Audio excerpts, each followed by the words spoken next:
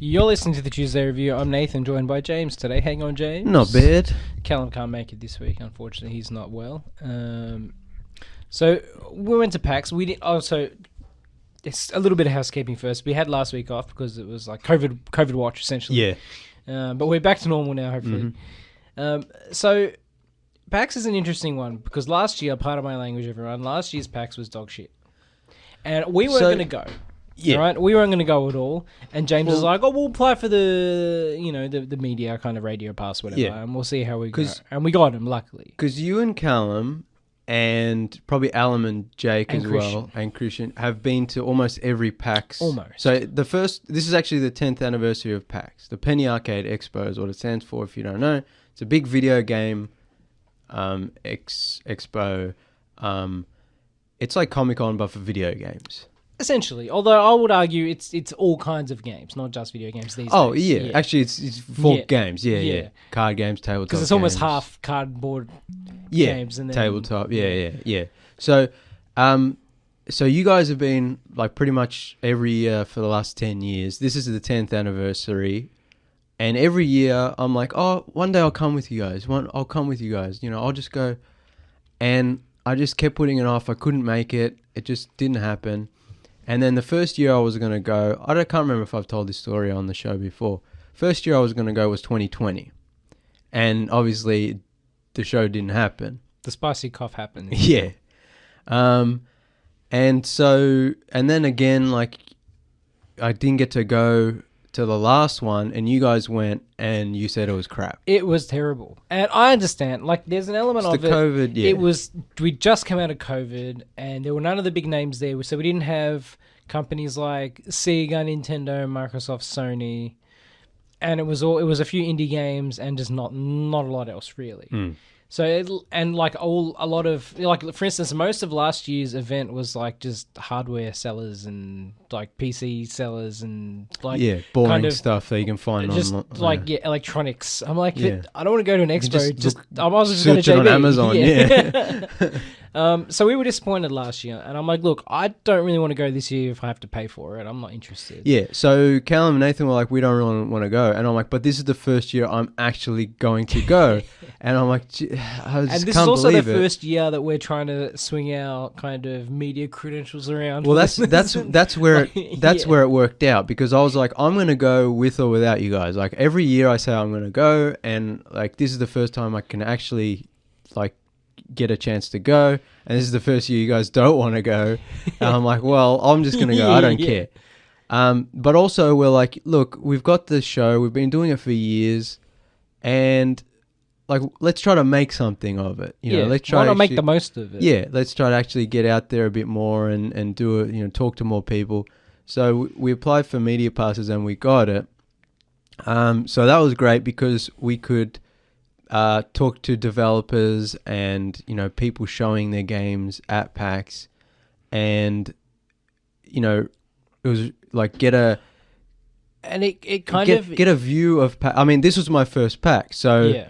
It's different, but for you guys, you got a different view of. It's a very different experience going from, like, just buying having a 3-day badge versus having the media badge, right?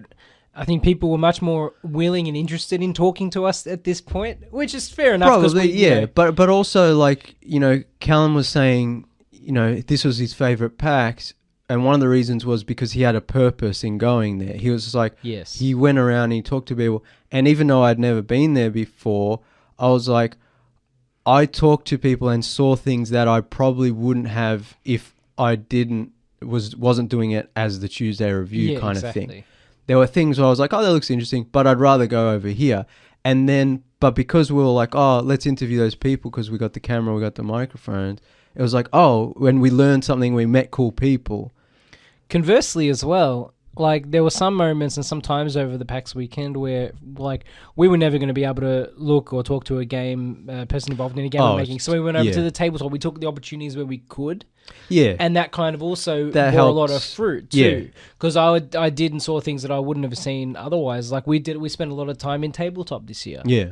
Well, Callum, that was a good. That was sort of a good decision. You and Callum were saying that tabletop was bigger this year than it has been almost ever before, which again I'd never been to PAX before. So for me, this was my only experience. So I was like, oh, the front half is like new video games and indie games that's showing, and then the middle is like all the Twitch streaming and the big companies, tournaments and, the tournaments and the companies selling their electronics, which is good because I'm not interested in all that, so we can skip the middle and then go to the far side where they have the tabletop games and the card games and the miniatures and all this cool stuff, and the food, obviously, because that was important. The food. Shout out to the one Indian food truck there that just had no one buying any of their food except for us the whole weekend. We're like, don't worry, we're coming. At PAX, you have to wait in line for the food for a long time.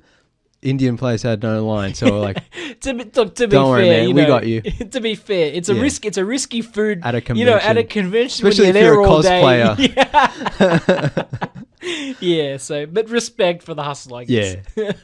But yeah, and then it was cool because we got to see both the video game stuff and the tabletop stuff. And it was actually a bit dangerous for me because even though I like board games and I like card games, we don't have a lot of time to play them. And I got so into it, and I was like buying all these games and like finding out about all these games I didn't know about. And so now it's a struggle. Yeah, it's part of my thing now. It's like, oh, I got to look into all these car games and all these cool people we talk to, and like got to support their games and stuff. So yeah, it was really cool, especially the first time. I was saying to you guys, like, I think I'm spoiled now because it was if you guys were saying this is one of the best ones, if not the best one, then everything from this point on has to kind of live up to this PAX. I think it was also a different kind of experience than we used to too, so that might be part of it.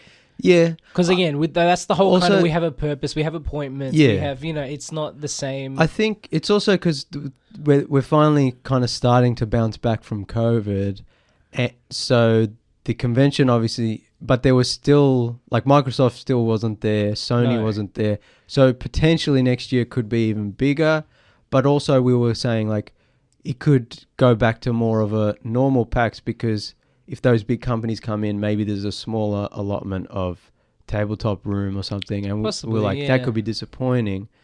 For us, it probably would be because we're not. Like, excuse me, Mr. Microsoft, can I? Where's Bill Gates? Honestly, we're not going to have as much luck. We're not going to have as much luck as media in quotes with the bigger guys as we would the indies necessarily. Yeah. You know what I mean? It's not going to. But we might take a hit for that. But it's also like more like I'm interested in what Microsoft games are coming out, but the indies where the magic is. Yeah, it's just like I'd rather learn about an indie that I wouldn't have learnt about otherwise, and see, talk to the developer. Usually all the Aussie developers were there.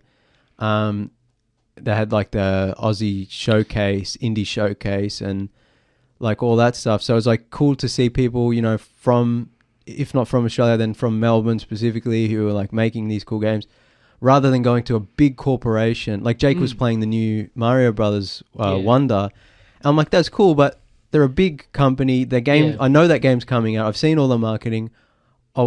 If I want to, I can buy that game at any point. So I didn't feel the need to go and see it. So if Microsoft and Sony were there, I'm still like, it doesn't matter to me. Also, to an extent, they're a lot harder on, I guess, capturing footage and for instance, when we walked into the Sega booth Sonic, to have a look at Sonic, they were like, no footage, and we're like, okay, all right.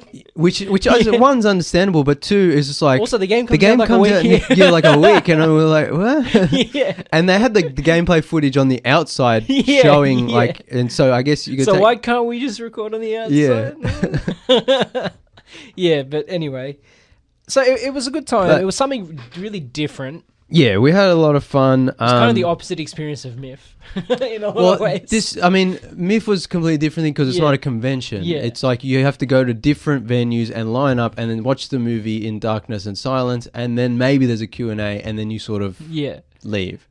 There might be some like hanging around and talking, but whereas this is a convention where everyone's out on the floor. It's loud, it's busy. There's people talking. There are people at booths or tables like telling you about their stuff, selling stuff. You can talk to them. You can get to know people who you just run into. There's cosplayers all walking around in funny costumes and cool costumes and all that. So it's a much more conducive to what we were trying to do, which is get out there, talk to more people, get more content for the show, and get a more variety of content for the show and talk to more interesting people. So that was good because we got to talk to quite a few game developers about their games that are coming out, and both video games and like tabletop and card games.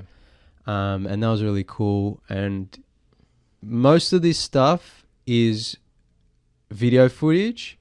So we're still trying to set up the YouTube. We've got the Tuesday Review at Tuesday Review AU YouTube channel. Like you can technically, I guess, subscribe to it. Ring that bell. Yeah, but it's at the moment it's just a blank page. Yeah. But we are hopefully getting all that footage we took. We interviewed a lot of cool people, and took a lot of footage of the games and just the crowd at PAX and cosplayers and cool stuff. So hopefully we're going to get that out soon, and that will hopefully in future, depending on how this goes, that will hopefully be now a kind of bigger part of the Tuesday Review experience. Whereas before we were just kind of like, look, we got work, we're tired, we just do this when we can, we just record the radio show, and then we upload the podcast, whatever. We might do a special podcast here and there. But now we're trying to make this more of a media empire. No, yeah, I don't want to use the word empire. I didn't want to use that word. But yeah, we're trying to grow a bit more. Yeah, exactly. We'll have the YouTube stuff so you can see our interviews and watch footage of stuff. And we're hoping to have more kind of video content. And then we'll still do the weekly radio or the weekly podcast. But that'll just be like for movie reviews or whatever. And then sometimes maybe we can do video movie reviews. And eventually, hopefully, we can... I feel like we're just trying to bring you more of an entertainment destination. Yeah. Just all kinds of different things. Also, we're trying to do kind of what... Back when we had the old show, and we were always saying we're going to get our own studio and we're going to get our own mics and we're going to do more stuff. And it never worked out. So now we're going to... This year is the first year we've tried to do some of that stuff. And I think if this works out by the end of the year, then hopefully next year we'll have more and more stuff, and we can film more stuff and interview more people and, have more of a social media presence, and hopefully it'll be a better experience overall. If you just want to keep listening to podcasts, that's all you need to do. But we'll also have there might be alternative, other options. Yeah, you can watch the video stuff. Pleasure, yeah, you can listening pleasure. Yeah, and we'll have more, and hopefully we can get a website started. Slowly. There's still early days, but as always, watch this space. Yeah, we're heading in a positive direction. Hopefully, we'll get YouTube up soon enough. Yeah, but that was my point. We're talking about PAX tonight because we went to that and talked to all the people and stuff. But this isn't really a PAX episode. It's more of just we're not gonna go deep dive into all the games we played and all the people we talked to here. Hopefully that'll be all up on the YouTube soon. Yes, because everything we're talking about has its own 20-minute kind of video. We were interview people and took gameplay footage and all this stuff. So if you are interested about anything we talk about tonight, we might put more information about some of this stuff up on the socials. Yeah, but also there are more in-depth videos and coming soon and stuff hopefully. Coming soon. Yeah, so the PAX stuff will be more on the YouTube channel. Hopefully we can get that all up there soon. But yeah, tonight we'll talk briefly about some of our experiences at PAX and just some cool stuff we saw and excellent. Yeah. So we'll start, I guess, with so it's at the MCEC. Yeah, Melbourne Convention Exhibition Centre, yeah. Was it Exhibition and Convention Centre? I don't know. Doesn't matter. Right, it's at the Convention Centre. Yeah. So it's nice and easy to get to. James thankfully drove us in. But look, it's also pretty close to train stations and public transport, so it's easy to get to regardless. It's a good venue. PAX has been there 9 out of 10 years. So we go in and we see that nice mural.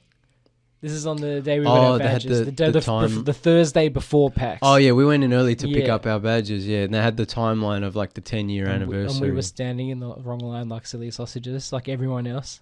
We were waiting for our badges. Yeah.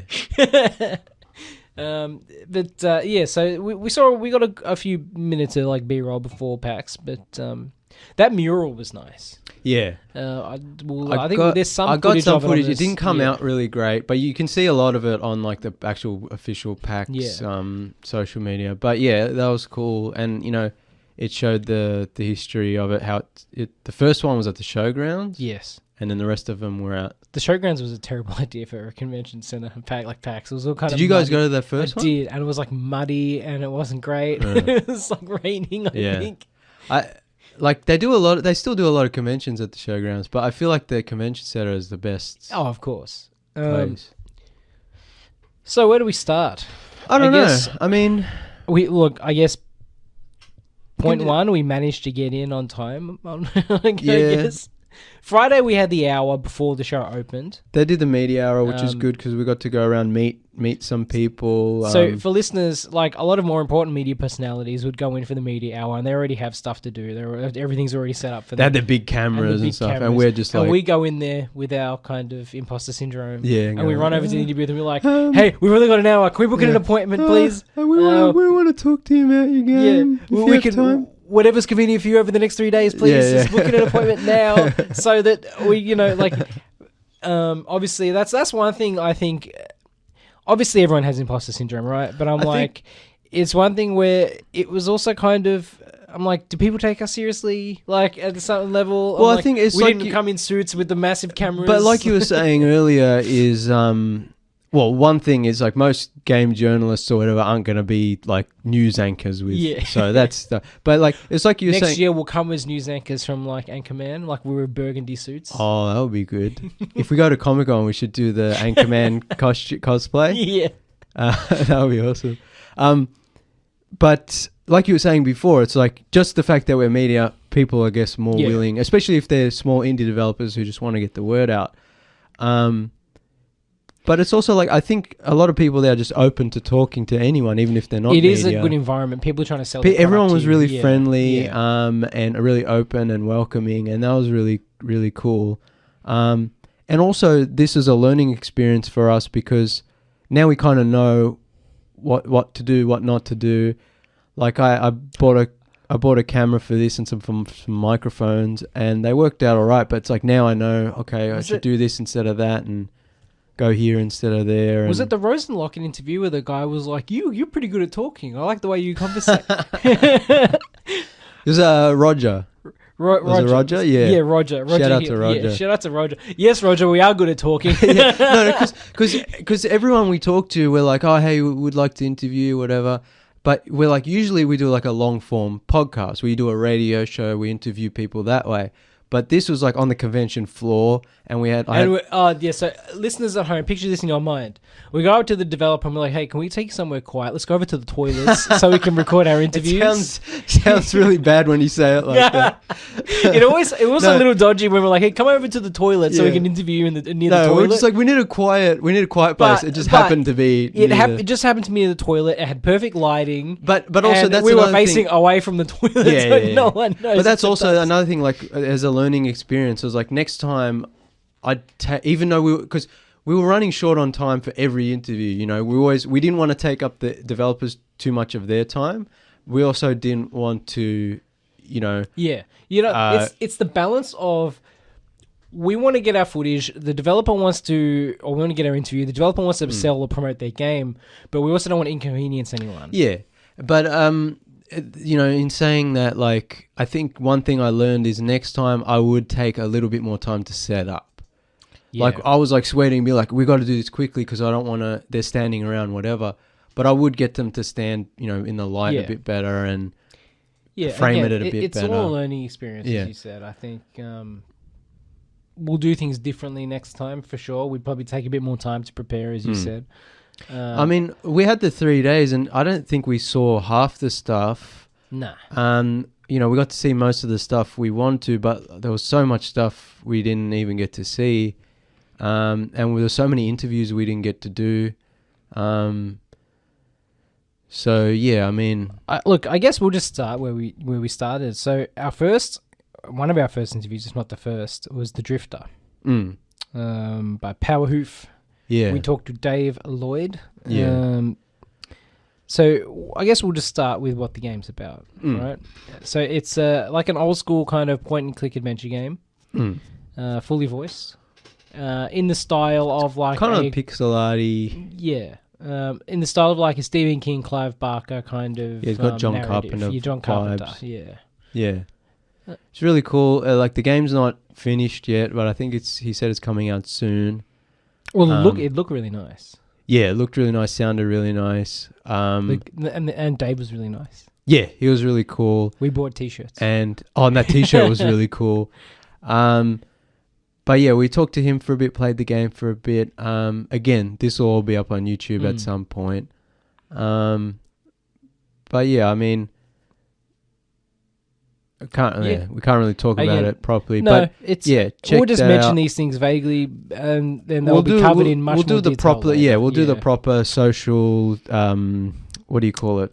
Link all the links properly later on. Yeah, when we actually have something to show you, and this really has any meat to it. Yeah. Our other notable kind of very quick interviews that we did that you'll be able to catch later on was another one, Spies and Soldiers by Ghostbat Games. I really liked this game. Yeah, so Nathan played it on the Friday, and I was just taking B-roll footage of him playing it so we could edit into the video later. And then we came back on the Saturday or Sunday, and we talked to one of the developers, Jim, who was also really cool. And I got to play the game a bit like against Nathan. We did like a 2-player versus. Yeah, the first time I played it, the game crashed at the end. So I was like right at the end. I'm like, who won? I don't know. Jim was so nice. He's like, I'm so sorry. We're like, no, it's fine. Yeah, like these things happen. Yeah. I understand. The game's not finished. It's fine. But as a concept, the game was solid. Yeah, but like watching you play it, I was like, oh, this looks fun. But then playing it myself that second time, I was like, oh, this is actually really engrossing. It's like a Risk kind of tactical strategy board game, but it's asynchronous. So we're making moves at the same time, not reacting to each other's moves. Yeah. So there's a lot of that kind of sneaky strategy. It's like a board game, but it's a video game. Yeah. But it's essentially like a board game, like a But so you have to take over kingdoms with your take over castles with your soldiers, but to influence cities, you need spies, and so you have to spread. And to build your army up, you need farms, and it's all that kind of good stuff. But I just loved the kind of that asynchronous nature where we're moving at the same time, and then the events will play out when we're in our turn. That's another really good one. I hope that the footage turned out okay. Yeah, I think. I think that'll be interesting. And we, also, we're going to, try... A lot of these people we talk to, we're going to try to follow up with them, do a bit more in-depth, because a lot of these, longer form. As James said, a lot of these games, they're not out yet, and some of them are being kickstarted. Yeah. And some of them have like a conventional publisher, and they'll be out at a later date. And we'll definitely be following up and kind of talking about these games again when they're But it's also, like I said, like we were in the middle of the convention floor just trying to quickly ask them questions.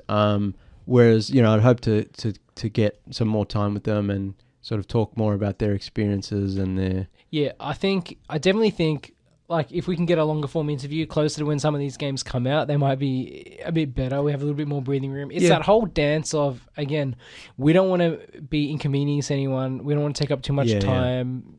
So it's kind of like, it's hard but it's, interviewing at PAX. Yeah. But like I said, we learned a lot, and I think, Oh, it's just the start. From now on, we kind of know what to do. And it's good, like, we got to talk to a lot of people. It's a good experience at the end of the day. Yeah. It's all learning. Yeah. As I said, it's all growth. You know what I mean? We're just trying to put ourselves out there, and you just got to do your best. This is the first time we've been on camera for the show. Yeah. To a big extent. Especially because Callum was like, I don't want to, you can't. And he... tough luck, mate. No, but a lot of the time he would be like, I want to be the one who asks the questions. You know, yeah, like... exactly. Even though he was really... It's that thing where it's like, yeah, it's intimidating, but then you're so eager to talk about the game and it pulls you out of your shell. All the games we talked to and all the people we talked to, like, we were interested in. Yeah. Like, we weren't just doing it because we needed content for the we're thing. picky. It's just like, we were like, oh, your game is really cool. We want to talk to you. Yeah. So, especially Callum, who was like, I don't want to be on the camera. Don't look at me. Oh, my God. If he, like, saw a game, he'd, like, be, like, push everyone out of the way. Give me the microphone. yeah. That all goes out the window when you get passionate about something. Yeah. So that was good. This is kind of what we want to bring to the show, because for so many years, we're just kind of like, watch a movie on the weekend and then we talk about it here, and it's just kind of like, whatever. Yeah. But it's like, all right, let's actually... Also, the good thing about getting in early for the Friday was we actually managed to book a table for the tabletop. Oh, yeah. So for listeners, I've been to many PAXs, and we don't... PAX Aus? I think, yes, I've been to many PAX Aus. I don't know, I was just making it up. So when we usually go every year, like, again, we're not waiting. Usually the queue to get in is like 2 hours, right? It's like a 2-hour queue in the main entry hall to get in. It's not worth it. So we usually end up going later in the day, like say midday, and then you spend the whole day there. The tabletop is structured in such a way that, like, you might have like an hour block for the tabletop game you want to play with a professional DM. They have like a sign-up sheet. Yeah, like you have different tabletop games you can sign up for, and then at your allotted time, you and your friends go over to the table, and then they have give them a DM. Your little card, and then the DM, and then you play a little bit of and they're not trying to. These aren't the new games that they're trying to sell. No, these are just classic. This is tabletops. Existing tabletops. The problem is, James, is that most of the time they're booked. It's half an hour after the floor opens, they're booked out for the rest of the day, and they don't let you book for the next day. It's always only the day off. So me and James, like, the first thing we're going to do in PAX is go straight to the tabletop and be like, can we book a table, please? So we actually managed to have... we got there too early, actually. We got there too early. They're like, no, we haven't even set up yet. But we came at 5 minutes to 10. We came back at 5 minutes to 10, 5 minutes before opening, and booked a table. Yeah. Which was good, because we actually booked a table for Vampire the Masquerade, which is one I was interested in playing. Yeah. I'd never played it before. It was either that or Call of Cthulhu. But Vampire's a good time. That was really fun. We'll get into that a bit later, hopefully. We'll just talk about it now while we're on it. So, we did that at the end of Friday. So it was me, Callum, James, and our boy Jake. So at like 6 o'clock, the video game side of PAX closes, and the tabletop side kind of stays open for a few more hours. And people can play games and play card games and stuff, or just sit around and hang out. So I think that's really cool, because we got to, like, there's so much to do and it's just like, all right, you can focus on the video games during the day, and then once it starts to quiet down, you can go over. Also, it makes sense, because tabletop games are more relaxing, and they're a little bit, it's lower stress in a way. It's quieter. It hasn't got the, at nighttime, it hasn't got the noise and the... It's also like I was saying before, it's like, I like tabletop games and card games and whatever, but I don't have a lot of experience with them. I don't have a lot of time to play them. But that was my favorite part of this year's PAX, and I think you and Callum agreed. I agree. Of like, video games are cool and all, but we played so many cool card games and tabletop RPGs. Yeah, and a lot of the creators are really good people too that we managed to talk to. I think some of our favourite interviews and connections from this PAX were through people from tabletop and board games. 100%. And also, like we were saying earlier, stuff that we usually probably wouldn't maybe be as interested in. And we played their game. We're like, this is right up our alley, and we didn't even money, know please. Shut up and take our money. So we played Vampire the Masquerade. Now, I'm familiar with Vampire through the video games. So I had a rough idea about, like, what the clans are and the whole kind of relationship between the different clans and the Masquerade kind of idea. But James hadn't really had much. I knew the basic premise. Just the basics. Jake didn't know too much about it. Callum knew a little, but it was a good time. We played Shadows of was it the Nullarbor? Yeah, something like that. It was it was a lady's actual She wrote the adventure, I'm pretty sure. She didn't create that adventure. I'm sure she did. Maybe, yeah. Because I'll find her name. I wrote it down. Because she was great. She was amazing.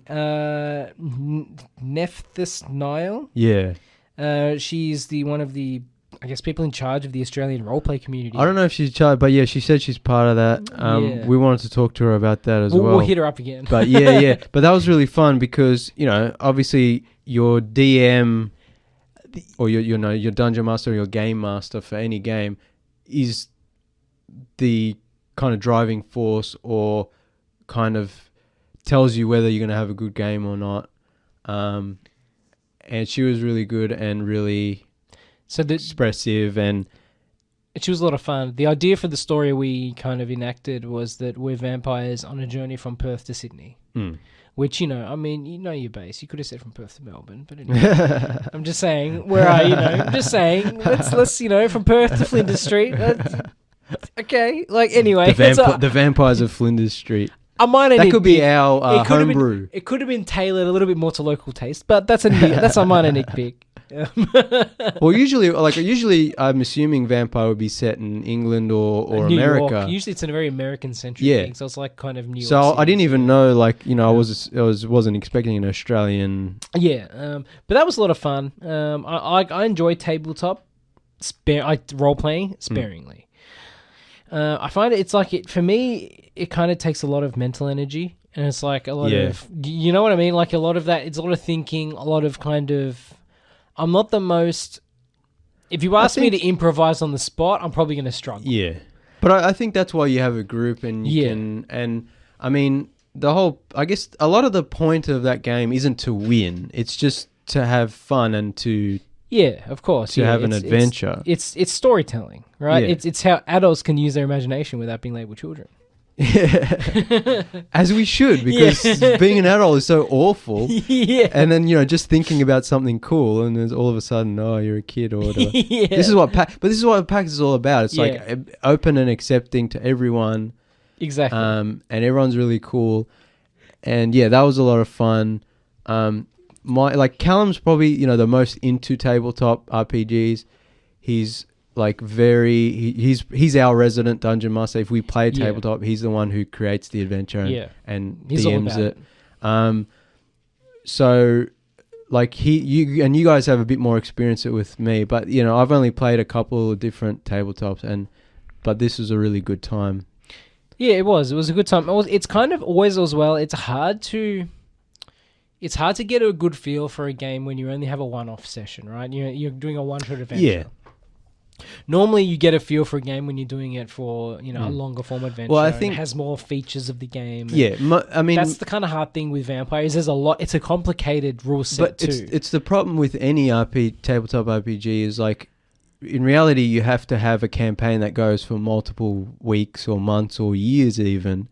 And it's hard to get people together and play. So it's one of the reasons we don't play a lot, especially recently. It's everyone's working and whatever. It's hard to get people together. So doing this one shot. Yeah, one shot's always a great time. It just gives you a good little taste of the world. This is what the game is like. Yeah. And especially for people who only know D&D of it's you got swords and dragons and wizards. I did like the idea of the blood dice and the regular dice. That was cool. That kind of and depending on how hungry you are for blood, it deducts your points of whether you're successful or not. I like that. I liked how the dice weren't just it wasn't just a D20. Yeah, it was success its own, or fail kind of dice. Yeah, it was its own. They had their own vampire runes that meant different things. That was cool. Yeah, I think one of my problems, and this is something I learnt a lot about at this PAX, and something I'll hopefully continue to look into and talk to developers about, is me as someone, board games are great, but they're a lot of the time they're hard to learn. it happened to us not long ago. Nathan got a new board game, and we're like, "Oh, let's play it." So we took it out of the box. Construct the church. How do we construct the church? Yeah, we get to construct a little cardboard village, and then it took us like it was almost and then we had to watch like an hour-long YouTube video about how to play, and then it got to the point where it's like we don't have time for this, and we just packed it away. Whereas, and I'm like.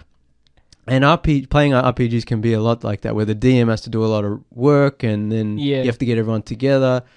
So, I mean, that's one of the cool things about booking just a session with they're called teachers, aren't they?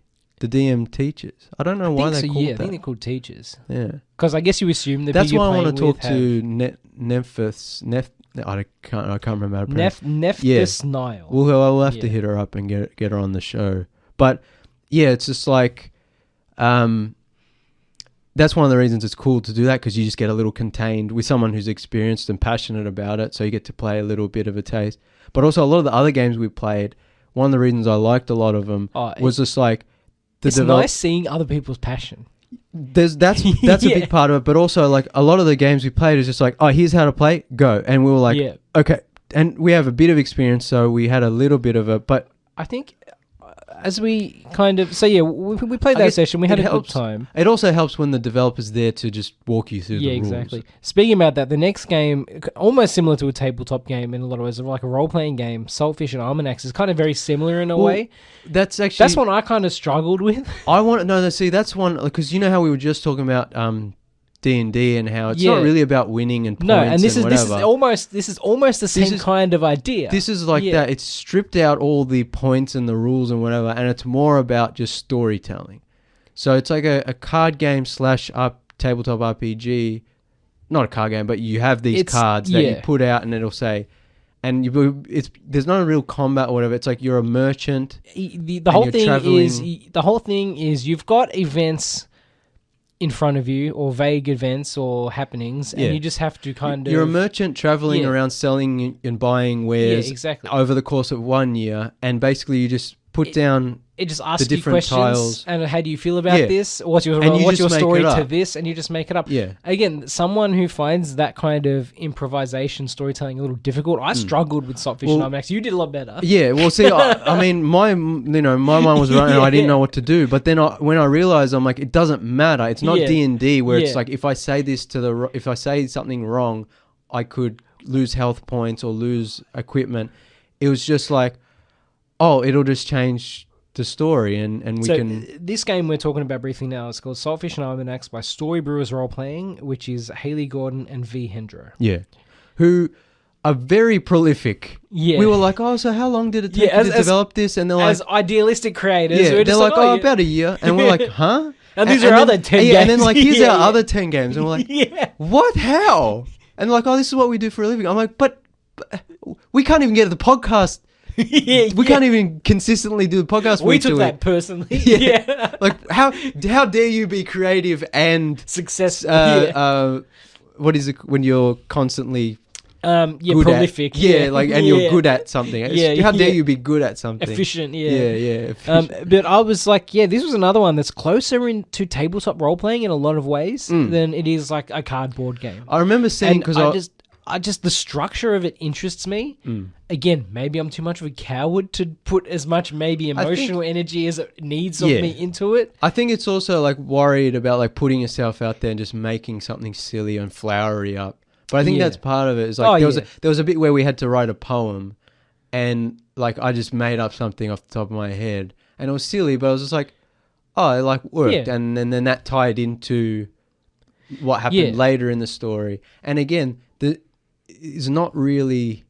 The rules aren't important. The points aren't important. It's just like... The point is the storytelling, the imagination. It's like getting your imagination. It's also good for...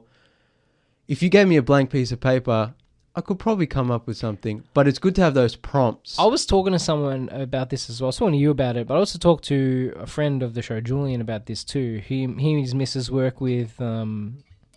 kids with like learning disabilities. Not learning disabilities, like speech therapy, speech pathology, that kind of thing. Okay, yeah. For instance, a lot of these kids might happen to be autistic and stuff like that. They have a hard time with imagination and all that kind of stuff. And I'm like, communicating, and I'm like, this game is a very big empathy builder, and I'm like, it's these kinds of games that will really help, I guess, like kids with communication, like learning to empathize, socializing. It's you're putting yourself in other shoes, I guess, and without having the stakes of this kid wins, this kid loses, because you got the most tokens. It's a safer space to be more vulnerable. Well, that's what I really liked Saltfish and Almanacs, and we talked to V and got some footage there. But yeah, I'd love to talk to them again, especially because I got so many other games, and I was like, wow.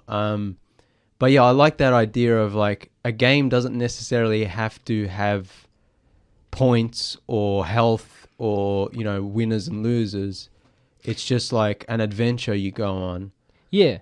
Because, you know, when we play D&D, it's like we usually do it to have a fun time. There's no real winners or losers. Yeah, it's like we don't really care about what the loot is. The only loser is Callum, because we're defeating his enemies. Because he put so much work into that, and then we just derail it. But, yeah, I mean... Yeah, it's just cool to sometimes just stretch your imagination, especially if you work in, you know, something boring, or if you don't usually do that. It's good to relax. I guess it's like reading a nice book. It's a with more creative cup of tea, almost. you know. Yeah, exactly. But you're more actively using your imagination to fill in and further the adventure. But yeah, that was a lot of fun. Look, we might go for a very quick break, and we'll be back right after this. You're back on Tuesday Review, talking all things PAX 2023. So yeah, some other notable games I guess we played while we're on the sort of role-playing tabletop board game, card game sort of side of it. We were having a lunch break, and we met a guy called Martin who wanted someone, Martin Brandell from Bigger Worlds Games. He didn't know we were media, and we're having a lunch break. Yeah, we were just eating. Would you like to play my game? And we're like, yeah, sure. And James turns around and goes, do you mind if we record it? And he like... and he was like, whoa, what? I'll quickly make a phone call, get my photographer here. And we played his game, Cosmos Empires. Now, I don't know if listeners are aware of Settlers of Catan. It's kind of like that, but in a card game. So essentially, you have resources. You start with a certain amount of money, and you can buy cards. And then when the dice are rolled, each card has a dice number associated with it, and then if that dice roll has the same number as your card, you get more money to buy more cards. And then whoever has the most kind of point value at the end, point values are also on cards, they win. Right? Whoever gets the 30 first. That was a really fun game, and we really liked Martin. Big shout out to Martin. Yeah, and then he's also like, I'm also showing another game later called Gemstones that I'm testing out, like in a prototype form. And so on the couple of days later, we went and played that. And that was cool too, because it was like, it's completely different. Like this is the fun things about board games, is like he came up with this kind of science fiction Settlers of Catan-esque thing, and then Gemstones is like a completely different kind of board game. I've done them both. I said to you guys after, I'm like, I feel like Martin's a very smart guy. He's just like invents board games and card games. Like that's, and I'm just he's an entrepreneur. That's one of his businesses. We're just like, but it's like, how dare you be so talented and I know. resourceful. That's it. We got professional envy from all these people. But Gemstones, again, what a really different... you can buy Cosmos Empires just now the idea. Like, I think he told us the idea, and we're like, that sounds awesome. And then we played it, and obviously it's still in a rough form. Like, it's not finished. No, it's not released yet. But it's just like... Like, he laser cut all these different shapes, and there's like 10 different kind of there's designs. So many. And it's like, the goal is you got the board, and you have to fit the gems... or the crystals, whatever, together. And each crystal has a point value associated with minerals, Marie. Minerals, minerals. You have to, each one has a different color. You have to fit them all together. And whoever has the most points wins at the end. Yeah.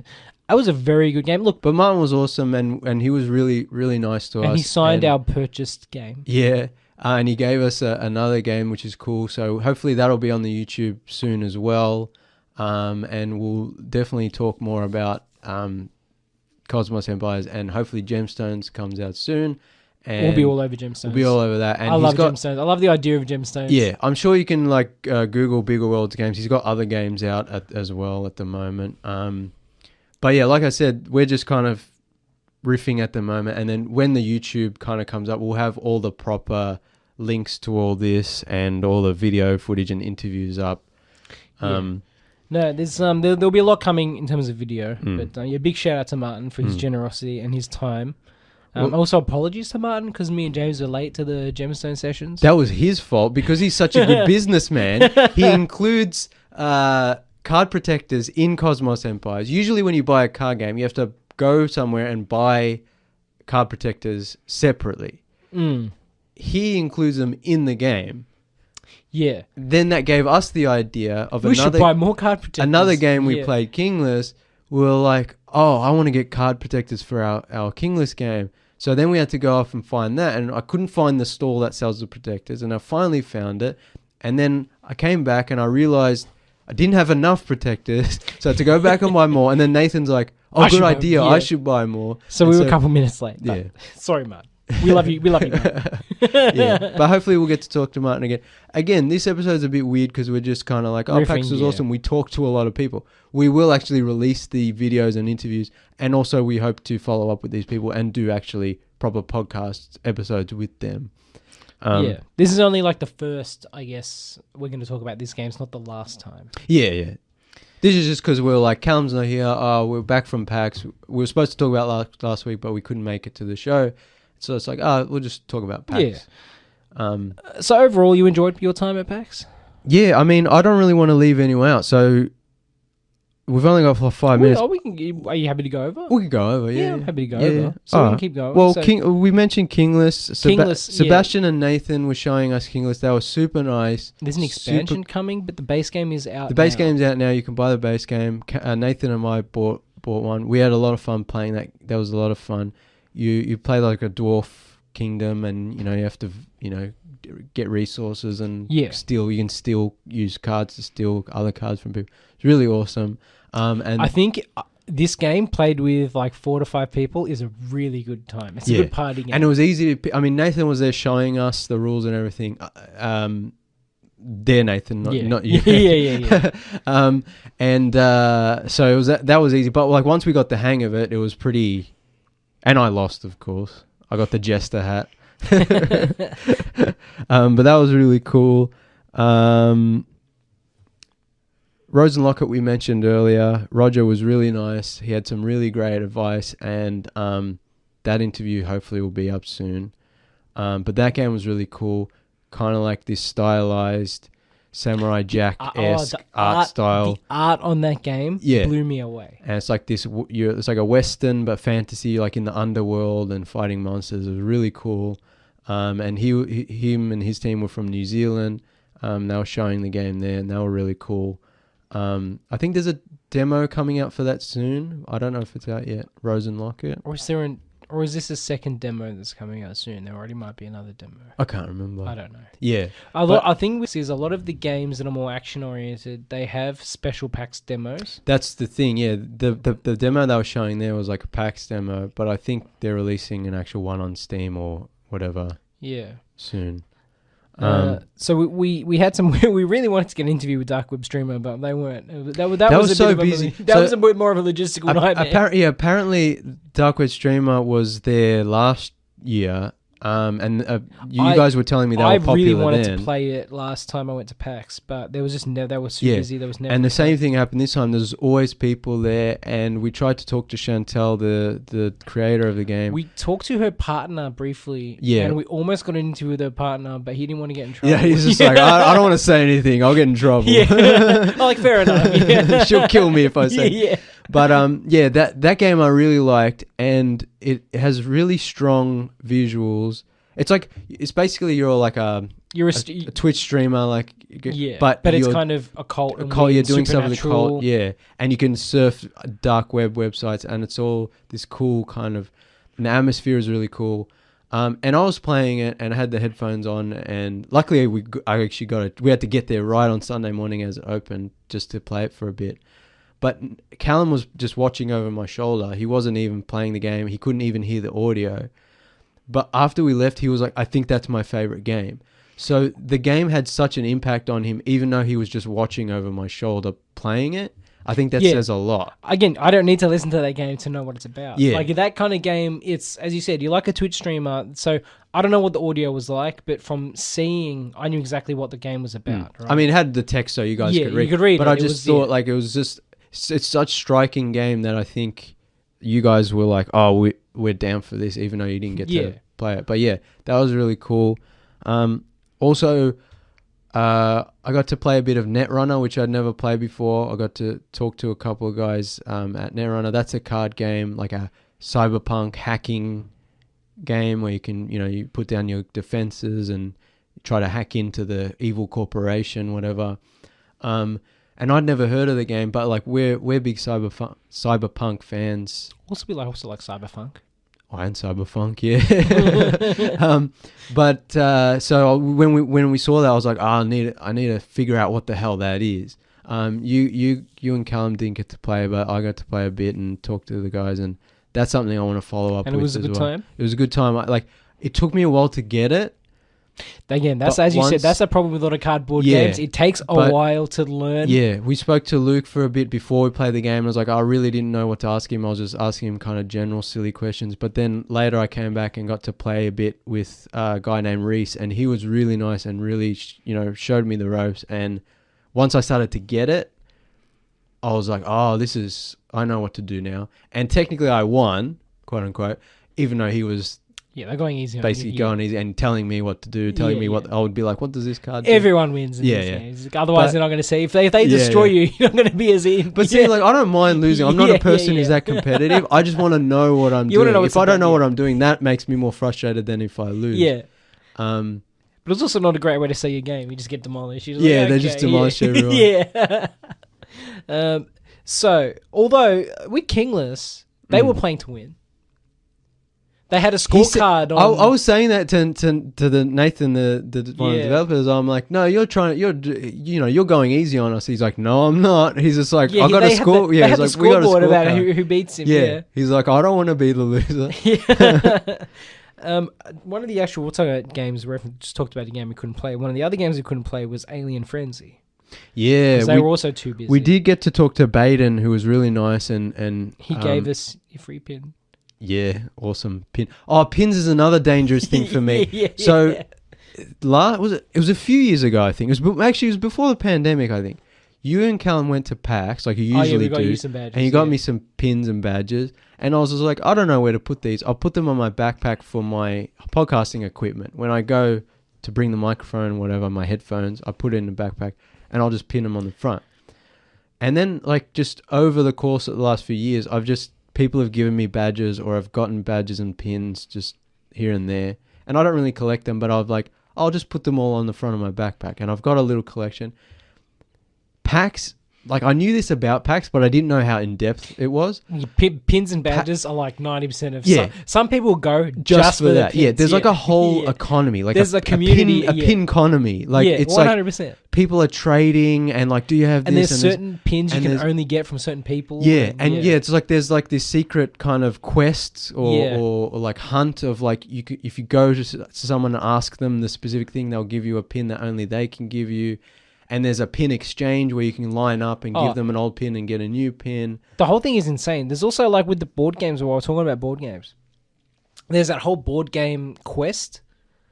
Remember we got one stamp. Oh, yeah, remember? yeah. And if you get all the stamps from all the games, then you can get yourself a bag, an actual backpack. Yeah. I'm like, that's crazy. So, yeah, it's if you were so inclined, you could, just spend most of PAX just going around playing different games and then getting the stickers, and once you have enough, you get you can get, an actual prize. bag. Yeah.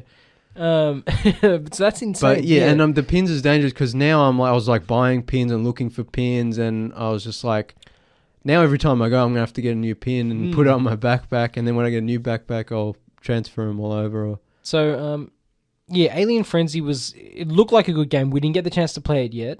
We're going to follow up with the guy soon. He was super nice. Yeah. That was a super nice team. Yeah. We got Lollipop. We got Lollipop. Shout out to Baden Stone and Dry Stone. They were really nice. We didn't get to talk to Jai. No, but he's the other. But he was there, playing the game. Shout out to Baden. He was super nice to us.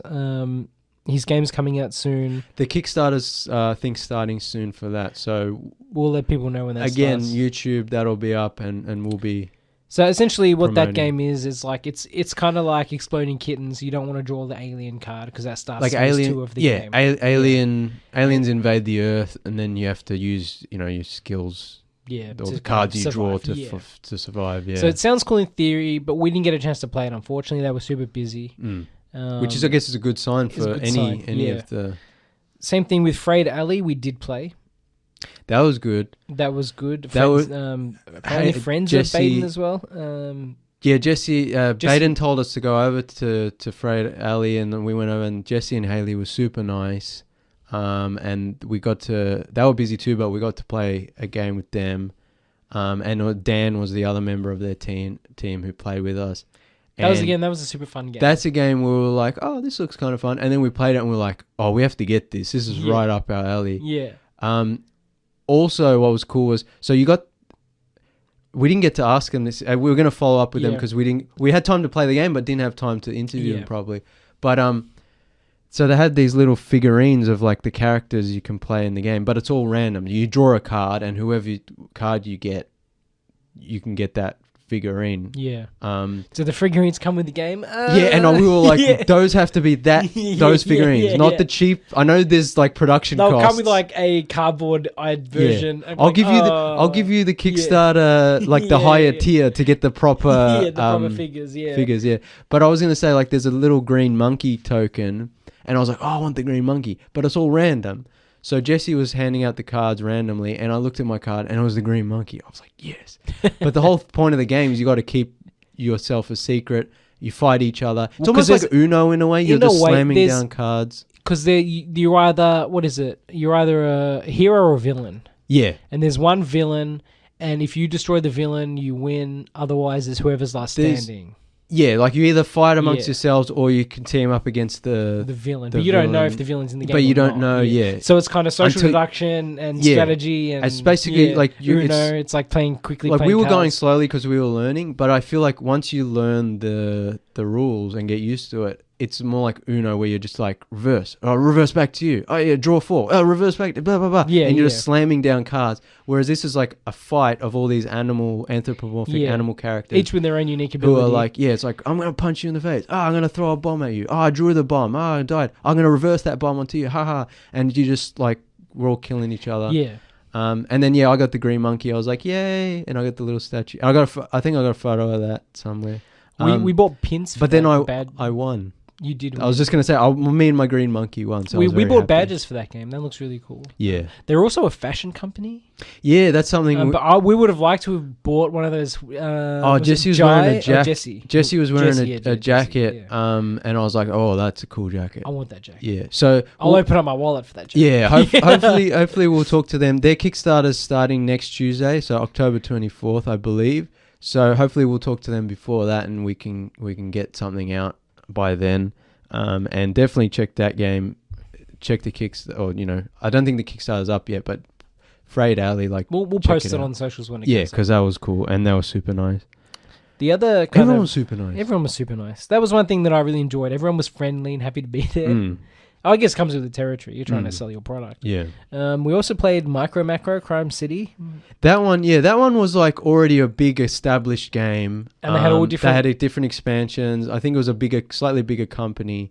But we were just walking past, and the guy was like, hey, you want to play? And we're like, oh, this looks interesting. And you have this big white sheet of paper with like these little black and white, almost Where's Wally style drawings. Yeah, it's essentially Where's Wally. Yeah, but you have to solve crimes. And like, so you're at different points on the so we had to like, there was a murder, and we actually kind of had to trace it back. Yeah, and it's like Where's Wally, but there's more than one Wally, and you can trace his path through the city to find out what happened, how he died, who killed him. What's the motive? Where's the murder weapon? Yeah. And so you have to, and that was really fun. It was fun, but I'll be honest with you, James. I think it was a bit too expensive, the actual game, for what it was. For me. Yeah, I mean... Because I feel like that's also a game where it doesn't have infinite replayability. Yeah, I was wondering, because there's only like 16 crimes or something for one box, and then they released a new box, and obviously there's more. And it was like, what, $30, $40 or something? It's like 35 to 40, yeah. And I'm like, for something you'll play a few times and then maybe never again, I'm not too sure, but it's a good idea. It was fun though. We had fun playing it. We wanted to talk to those people, but I think they were a bit of a bigger company, and we were like, it's a little bit harder. I gave them our card. The other thing with a lot of these bigger companies is you're probably also not talking to the people making the game. You're talking to people that have been hired to kind of. They've been given a brief rundown of the game, and they just have to kind of. But some of those people were quite open with us. Like, some of them were probably part of a bigger team and were just there. Like Broken Roads, that was a bigger team, but everyone there was willing to sort of talk to us and get Broken Roads was a good game. That's like a Fallout.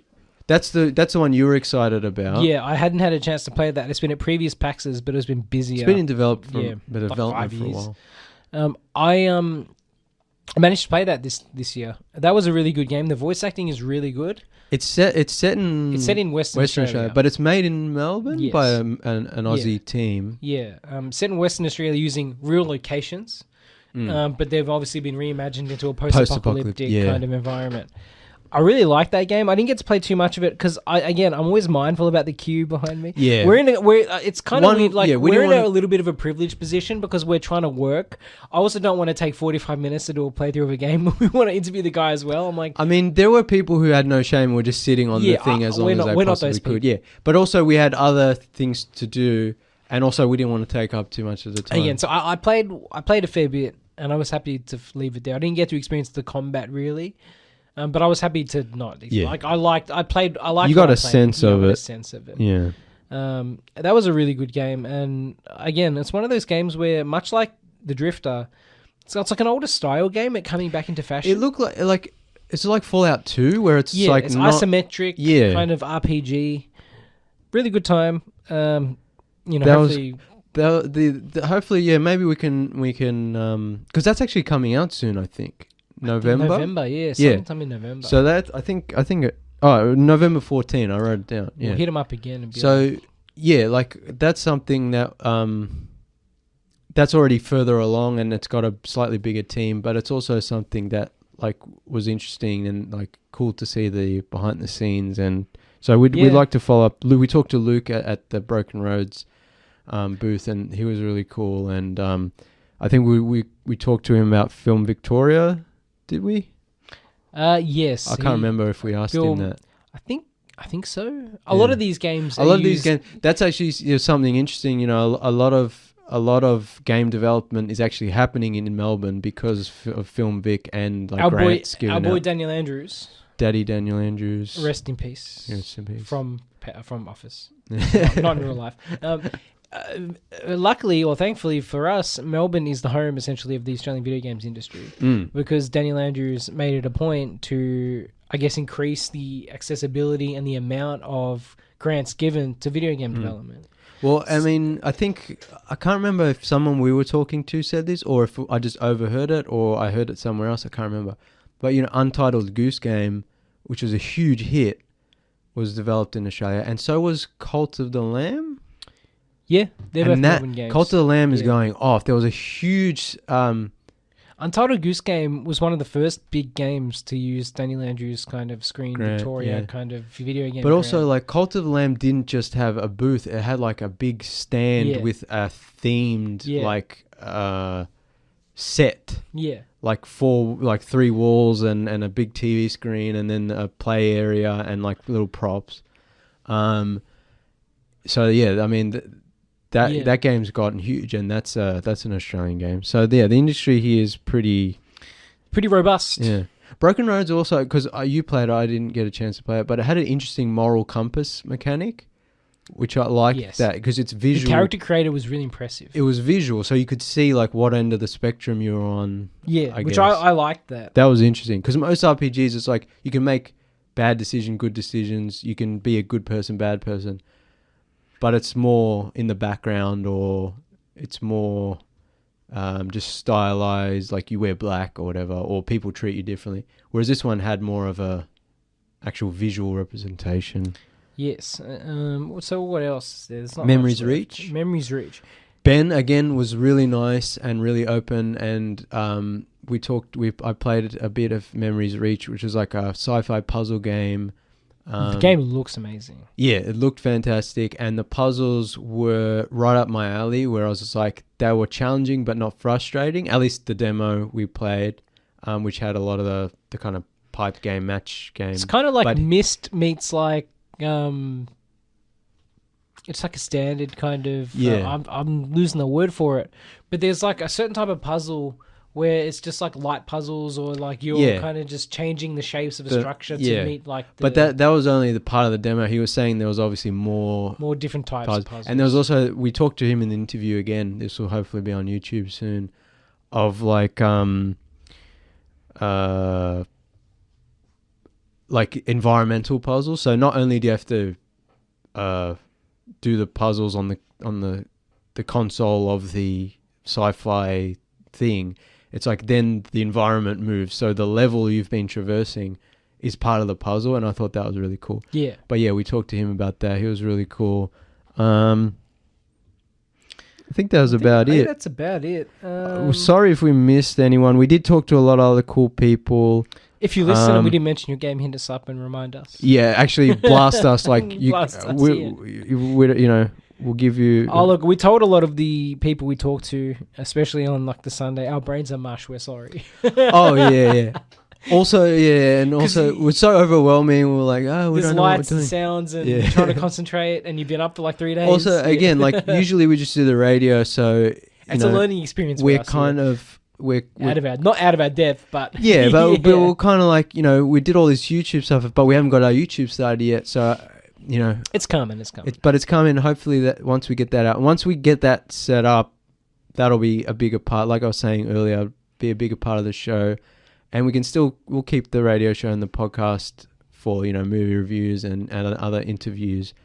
But hopefully, we'll have more content coming out soon. I know I've said that before, but now I think the second half of this year has kind of been the first time we're sort of really getting into it, and I think 2024 will be.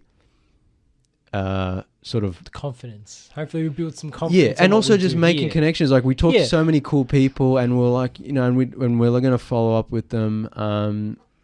And I mean, look, there's even stuff we've kind of tentatively got penciled in, which we haven't told you about, listeners. Oh yeah. There's. I think we hinted at it a couple of weeks ago. More of the weirder side of our interests. Yeah, that's speaking on that. Also, the Alien Frenzy guy. Oh yeah, we dropped it. We'll talk about that another time. But this is also something we want to do. Whereas we tried to do the Saturday review, the bonus episodes that were kind of just off topic or about politics or about whatever, and we haven't really got a chance to do those. And then we were trying to do more game stuff, and we've just folded that in with the kind of main show. Well, because our bread and butter is kind of movies, TV shows. But we're hoping to expand to... And we're also hoping to get a Saturday show potentially back going soon. A friend of the show, Alan, was going to be instrumental in that kind of Saturday show. Obviously, he's been away from the show for a little bit now for the last few months. But hopefully he'll be back soon. Yeah. And we have friend of the show, Jake, who's kind of come on board to edit our videos and do our YouTube stuff. So hopefully we'll be able to...